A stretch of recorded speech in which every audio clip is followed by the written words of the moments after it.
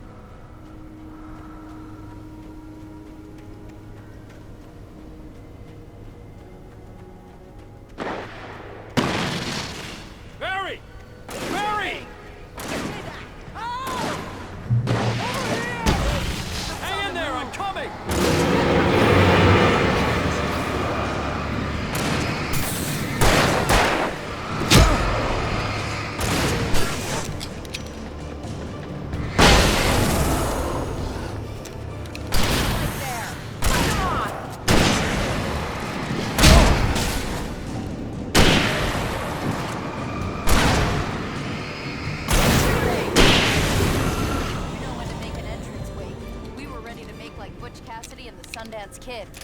I have a different ending in mind. Yeah, I'm fine. Thanks for asking. I knew you'd be all right. How's that? The flaming eye of Mordor? Laugh it up, funny man. Didn't we have somewhere to go? Weaver will meet us at the dam.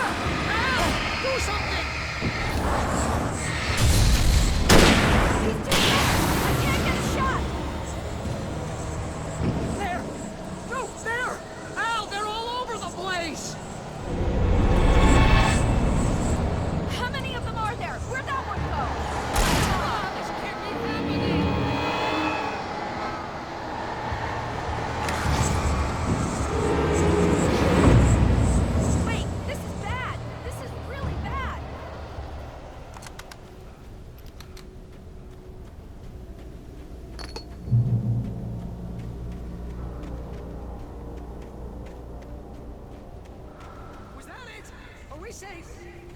That was... wow.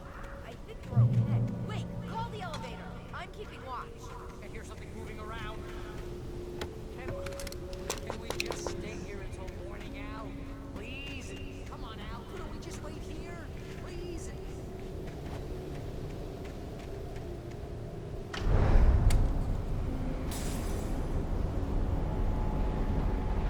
Heads up! Here they come! Oh no! Oh no!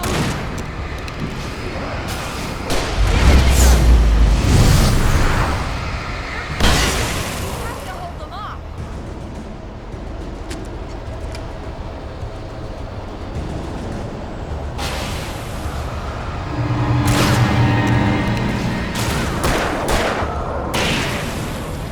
Oh no! Oh no!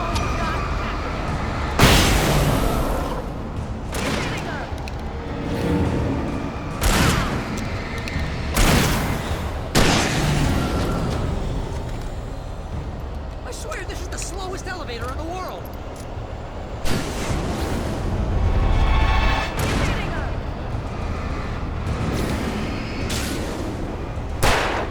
It's almost here. Just hold on. Freeze!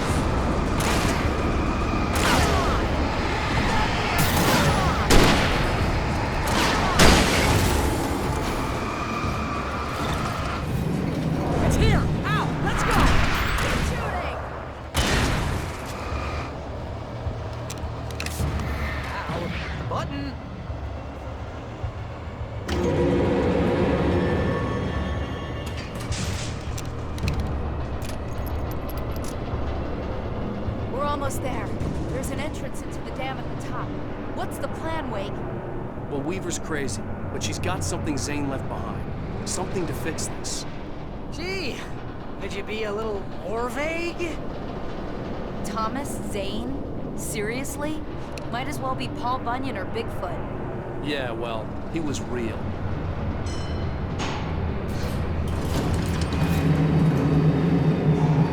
Let's be careful, okay?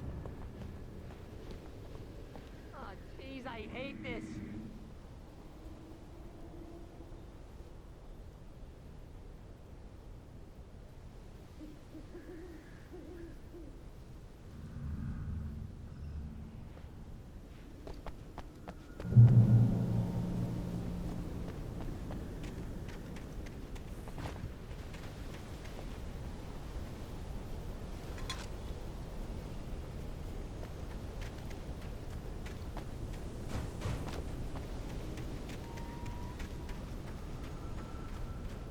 Okay, Wake. There's a button over there that opens the door. I think something's broken. Hold the button down so we can get in.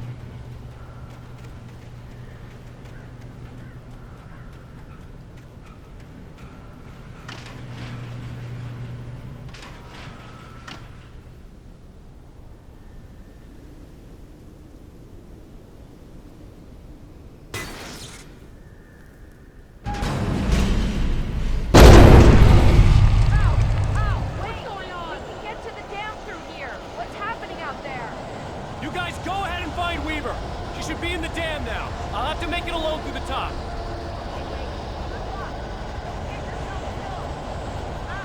Please, be careful. I'll take good care of Barry, Wake. You just look after yourself.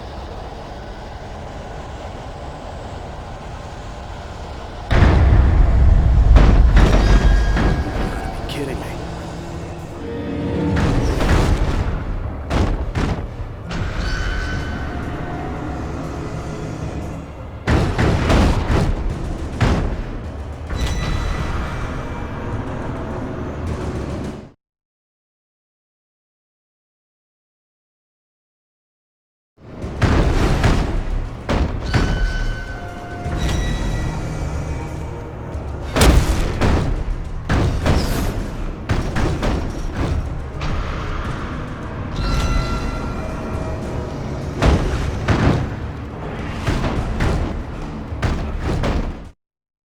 Thomas Zane knew he had to remove all that had made this horror possible, including himself.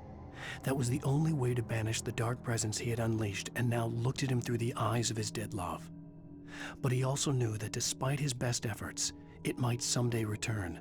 So even as he wrote himself and his work out of existence, he added a loophole as insurance, an exception to the rule. Anything of his stored in a shoebox would remain.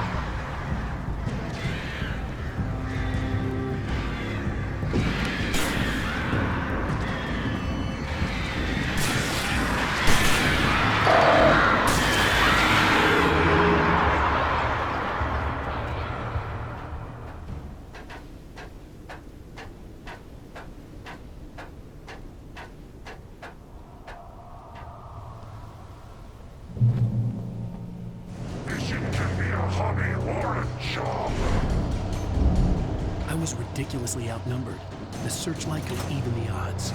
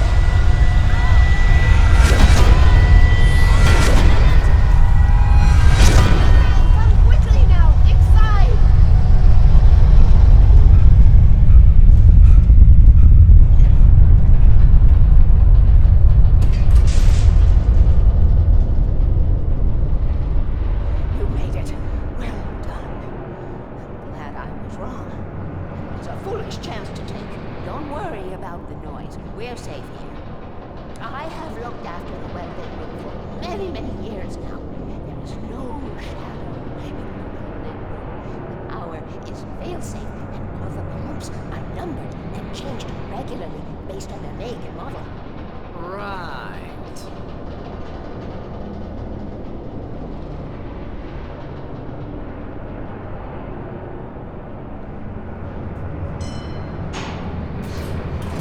There's an old army base at Rainbow. It was active during the Second World War. They operated here back then. They must have built this. Yes, they did. It's my place now.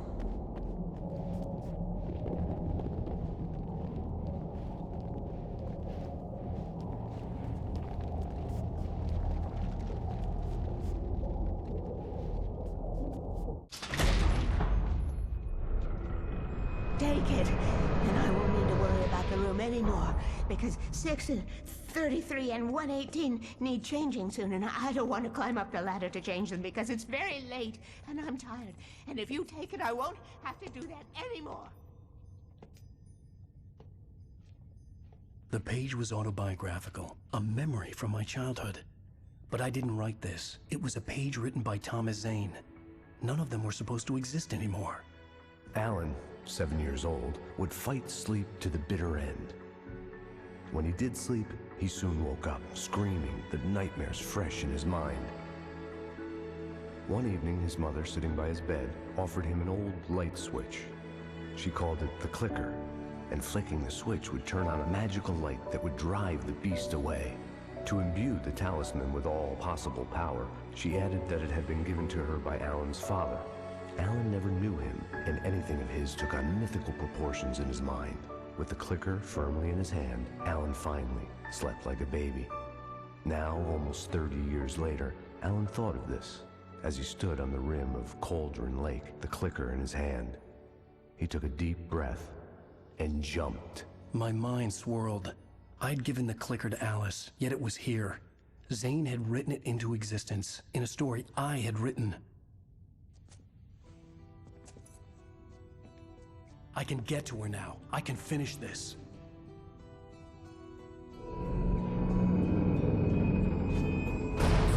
Remember standing on a broken field, white crippled wings beating the sky, the harbingers of war with their nature revealed, and our chances flowing by. If I can let the memory heal, I will remember you with me on that field. Previously on Alan Wake, I wrote a horror story that has come true. Thomas Zane did the same in the 70s. You will go no further. If I continue like the Dark Presence wants me to, the story I'm writing won't save Alice. It's a horror story. No one will survive. You knew Zane! Thomas Zane! You're the Lady of the Light in the song! He left something behind to help me. The clicker. Alan thought of this as he stood on the rim of Cauldron Lake, the clicker in his hand. He took a deep breath and jumped. I can get to her now. I can finish this.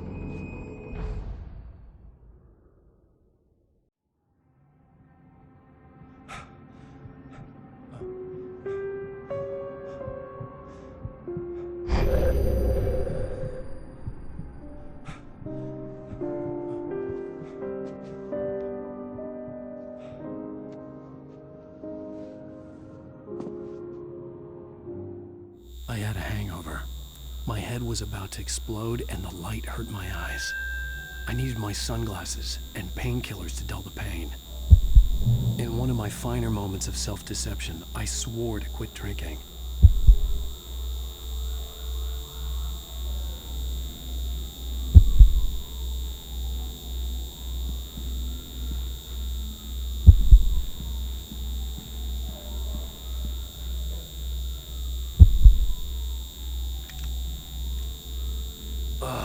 The sunglasses made the world look bearable. Now I could keep my eyes open without feeling like a vampire in the sun. I wasn't sure I'd make it out there without some painkillers.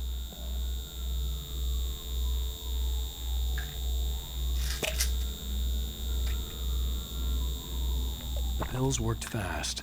The prospect of being awake started to seem bearable again.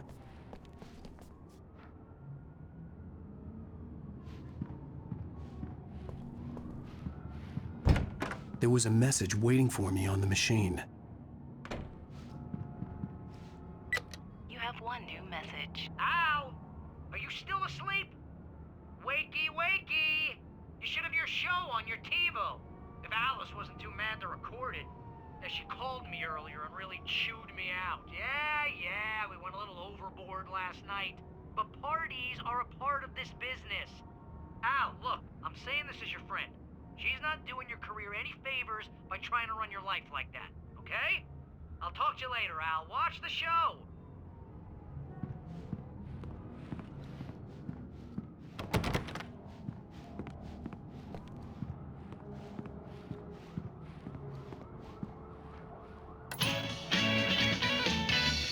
Ladies and gentlemen, welcome back to the Harry Gallic Show. Thank you. Thank you, everybody. We have a great show tonight. I've been talking with the best-selling author Alan Wake about his new book, The Sudden Stop. Yeah, good read. Go buy it. No, it is a good read. Look, I'm gonna be honest here. Is that wise? No, but I'm gonna do it anyway. I got people who give me the lowdown on books. I'm a busy guy. But this one, I actually read from cover to cover. I mean, I'm a big fan. Wow, thanks. Now, this might be a spoiler for those who haven't read the book yet. Based on the sales figures, the 2 people out there who haven't read the book yet. But this last book is all about the death of the main character, the hard-boiled New York detective, Alex Casey. Now, there's been a lot of outrage about this. Why the hell did you kill Casey?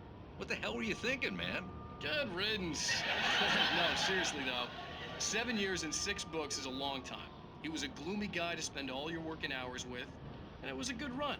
But it's time to explore new things. My next book will be a departure from the old for me. You selfish bastard, always thinking of yourself. Well, you've certainly given us a lot of entertainment over the years. And now that you mention it, Casey was a gloomy guy. Never had much luck with his love life with the ladies. Was that autobiographical in any way? Yeah, no kidding. Casey's lady friends tended to die on him. With Casey, it was all about his pain. No, nothing autobiographical about that. I'm a happily married man. My wife is my muse. Well, congratulations. That's great to hear. So, how's the publicity tour been treating you? Good, great. But I gotta say, I'm glad to be back home in New York. Well, you've certainly been on the news a lot lately. Lots of parties and, you got into a fight with some paparazzi. Oh, man. Well, that guy was really in my face. I lost my temper. I know that wasn't cool. You are famous for that temper. Well, I did also write several books. Well, your latest novel is called The Sudden Stop, and it's in bookstores now. Go get it. That means the 2 of you out there who haven't bought it yet. Ladies and gentlemen, that's all we have for you tonight. I want to thank all our guests for the evening. Alan Wake, Sam Lake. Once more, do the face for his Sam. And our musical guests, Poets of the Fall. Thank you. At least I've been funny. I told myself I could live with that. Watch the show? I didn't say anything stupid if that's what you want to know. Okay, Grumpy. You want an aspirin or something? Are you going to start with me about drinking now? You know what? Go back to sleep, Alan.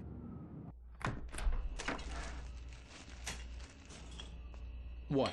Now you can't even talk to me? Well, this morning I was angry because you said you'd be home at midnight and you showed up at 7 a.m. and passed out in mid-sentence. Now I'm over it. Are you angry? This goddamn tour. It's gotten out of hand. Oh, honey. It's almost over, right? We can get back to normal. Then you can start writing again. I'm sorry, honey. Alan, you're not thinking straight. Just take a shower and go back to bed, huh? Yeah, you're right, honey. I'm sorry. Once this is over, let's go away together. A vacation. Just you and me. Some peace and quiet.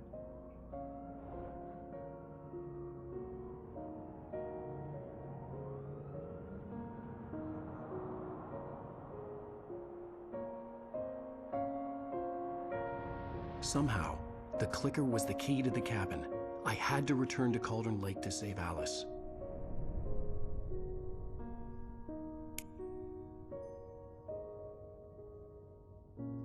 I'm going back to the lake to finish this.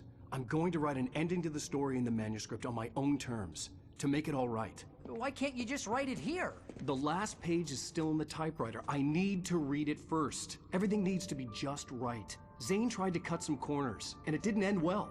Okay, ready when you are. I'm sorry, Sarah, but I need to do this alone. Barry, take her gun. Miss Weaver, close the door when I leave.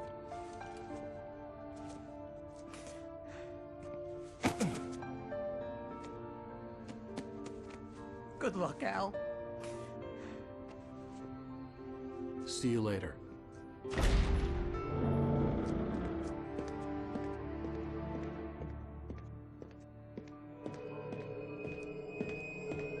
When I got out, it was warm and sunny. I'd flicked the switch of the clicker. Had it done this? I didn't stop to question it. I had to take advantage of the sunlight to get to the lake. On Zane's page, I'd stood on the rim of Cauldron Lake, about to use the clicker. That's where I was headed.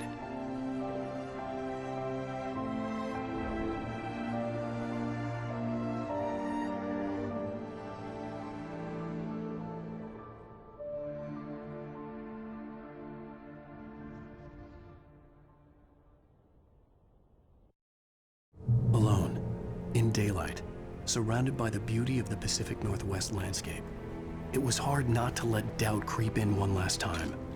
I could still chalk everything up to a dream, a delusion. I had enough imagination to make up something like this, having been in the cabin all this time, trapped in a story inside my head, gone mad from grief over Alice's death like Hartman had claimed. There would be no way of knowing. I told myself it didn't really matter. My course was set.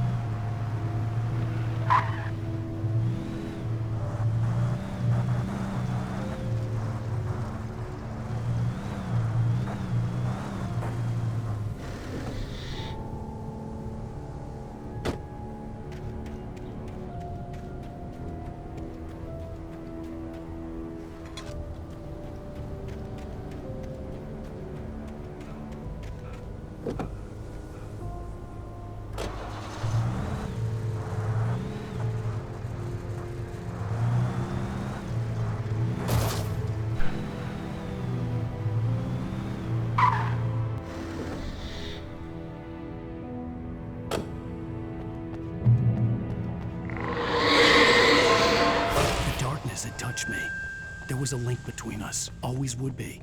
I could feel its presence again, getting closer.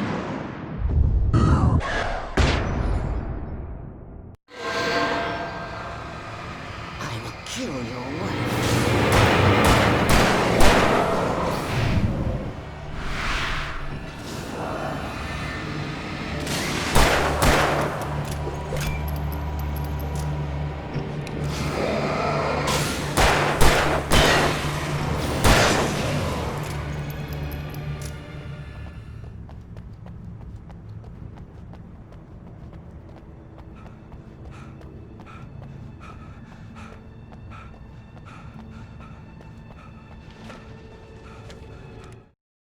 The Dark Presence was no longer trying to capture the writer so he could create the ending it wanted.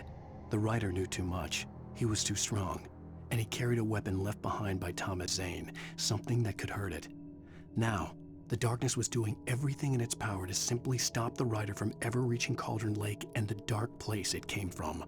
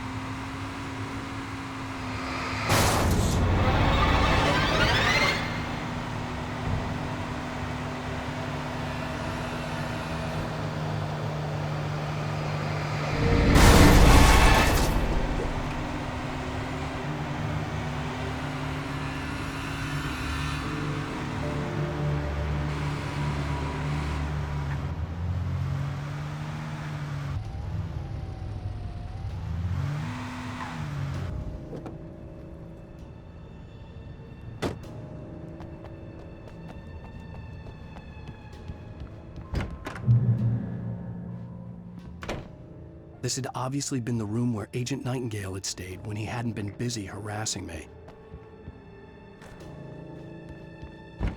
Look after yourself,